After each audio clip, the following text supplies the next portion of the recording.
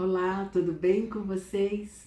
Hoje eu preparei esse vídeo com uma questão que vocês sempre me pedem para comentar, para explicar melhor a diferença entre ansiedade e depressão. É comum as pessoas terem essa dificuldade de entender se aquilo que elas estão sentindo é ansiedade ou se é depressão, e também como lidar e tratar com cada uma dessas situações. Mas até o final desse vídeo você já não vai ter mais dúvidas sobre isso. Então, se você ainda não está inscrito aqui no meu canal, faz isso agora, se inscreve, tá? Vai lá, é rapidinho. E aproveita, ativa esse sininho aí para receber as notificações sempre que eu puser um vídeo novo no canal, tá bom? Então vamos lá, né? Vamos falar sobre ansiedade e depressão. A ansiedade e a depressão são as doenças mentais que mais afetam pessoas no mundo inteiro. Como eu já disse em vários outros vídeos, o Brasil é o país mais ansioso do mundo. Em relação à depressão, nós ficamos em primeiro lugar na América Latina e em segundo lugar em toda a América, perdendo apenas para os Estados Unidos. Segundo a OMS, a Organização Mundial da Saúde, são 5,8% da população brasileira que sofre com depressão. Um total de 11,5 milhões de casos. Gente, é por isso que é tão importante a gente falar sobre esses temas. Quanto mais informações e conhecimentos a gente tem sobre o assunto, mais fácil fica entender o que a gente sente e saber como procurar ajuda.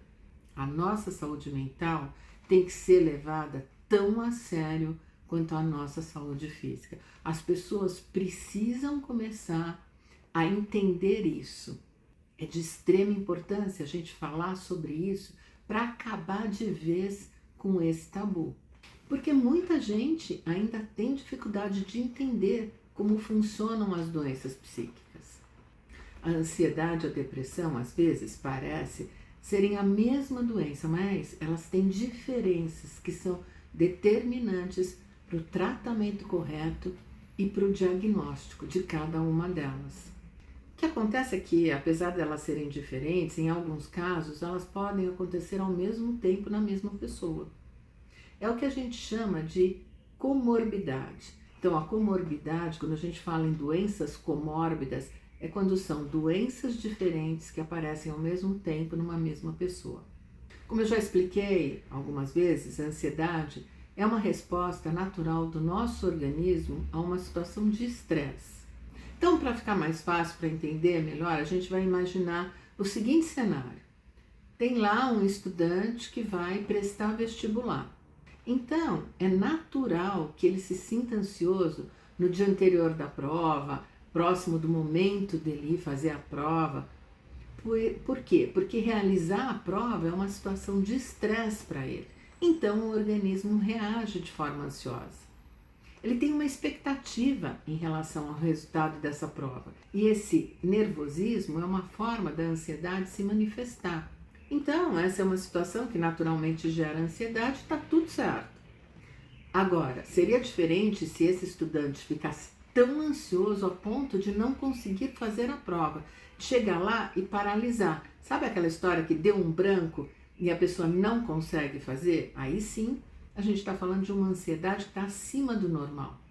Quando a ansiedade é normal, está num nível razoável, é até natural que a pessoa sinta isso. Isso não é um transtorno de ansiedade, ou seja, não é uma ansiedade em excesso. A ansiedade, que é natural, que é uma defesa do nosso organismo, ela é inclusive necessária para a gente fazer as nossas atividades do dia a dia, para a gente não esquecer dos nossos compromissos, por exemplo. Sabe aquela história, amanhã eu tenho uma reunião de trabalho, eu não posso chegar atrasado? Então a ansiedade, ela está aí para isso, para você não perder o horário. Mas então, quando ela se torna prejudicial? Quando, por exemplo, ela te impede de realizar as suas tarefas, os seus objetivos, como o exemplo que eu dei do menino no vestibular que pode ter um branco, quando ela te paralisa, quando você não consegue tomar atitudes, resolver problemas, quando você passa a ter sintomas frequentemente como, sei lá, dores musculares, dores nas costas, no pescoço, suor excessivo, ou seja, quando ela passa a atrapalhar a sua vida, atrapalhar os seus relacionamentos, o seu trabalho, enfim, quando ela começa a te trazer transtornos recorrentes. Já a depressão é uma doença do humor e não é normal nem que ela esteja assim num nível baixinho. A depressão, ela não nasce com a gente, ou seja, ela não tem nenhuma função benéfica para o nosso organismo, ela não tem nenhuma função biológica. E já que ela é uma doença, como toda doença, ela precisa sim ser tratada. Então agora eu vou te falar alguns sintomas clássicos da depressão. Tristeza profunda, baixa autoestima, pessimismo exagerado, dificuldade de concentração, irritabilidade excessiva, medos, apatia, angústia, muitos pensamentos negativos.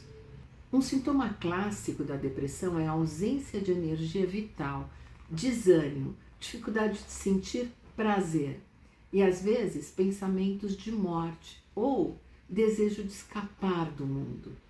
Às vezes as pessoas dizem coisas como: não é que eu quero morrer, eu só queria dormir e não acordar, eu queria ficar congelado por um tempo.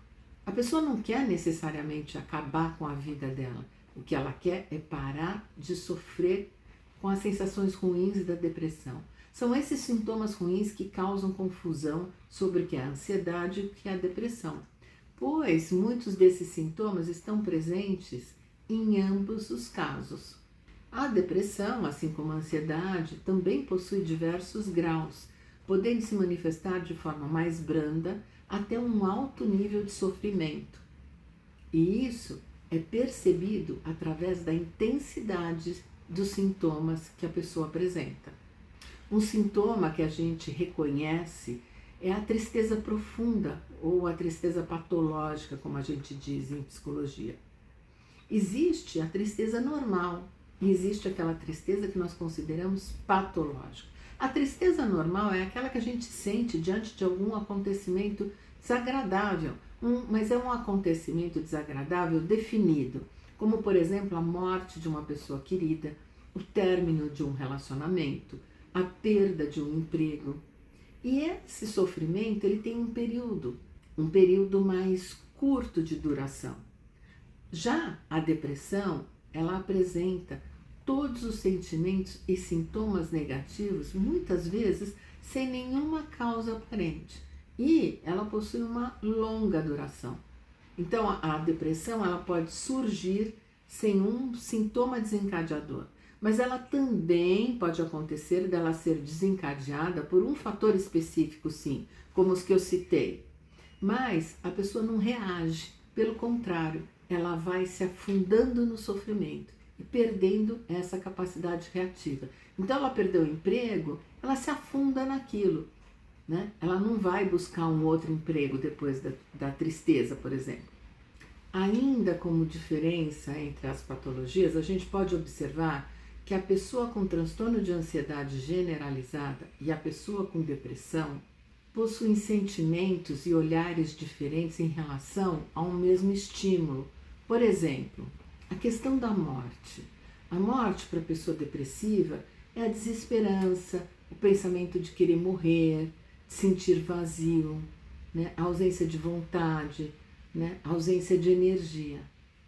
Já a pessoa ansiosa, ela teme a morte, ela tem medo que os seus familiares, que seus amigos morram, ela fica com esse tipo de pensamento, com medo que aconteça alguma coisa grave e essas pessoas morram. Ela tem medo de perder as pessoas queridas, principalmente.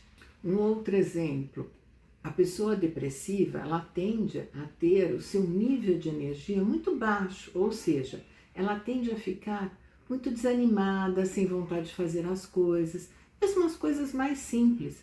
Ela se sente muito cansada, sem vitalidade. O ansioso, por outro lado, está lá, sempre em estado de alerta, sempre agitado, atento. A pessoa ansiosa, ela está sempre focando no futuro, com medo do que possa vir a acontecer. A pessoa depressiva, ela já fica lá mais melancólica, relembrando o passado, alimentando a saudade. lembrando de fatos tristes, chorando. Ela se apega à dor e ao sofrimento. Já o ansioso, quando ele foca lá no passado, ele quer tentar mudar o que aconteceu, o que se passou. Ele fica imaginando o que ele gostaria de ter dito naquela ocasião, que ele poderia ter feito outra coisa. Ele tem o desejo de mudar aquilo que aconteceu. A pessoa deprimida não, ela fica lá, namorando a dor e a tristeza. Portanto, é muito importante a gente se auto-perceber, se autoavaliar, prestar atenção nesses sintomas todos que eu estou descrevendo aqui para vocês. E o que vai definir quando você precisa buscar uma orientação especializada é a frequência e a intensidade dos seus sintomas. E olha, presta muita atenção, não vai fazer nenhum tipo de automedicação sem a orientação de um médico. Tá? Isso é muito importante. Não vai pegar o antidepressivo do coleguinha, o calmante da mãe, do irmão, tá? Pelo amor de Deus, sempre consulta um médico. Somente com um diagnóstico correto você vai poder fazer um tratamento realmente eficaz. E a psicoterapia é fundamental tanto para tratamento de depressão quanto de ansiedade, tá? Então, se você gostou desse vídeo, compartilha, né? Com certeza existem outras pessoas que podem sim se beneficiar muito dessas informações. Até o próximo vídeo.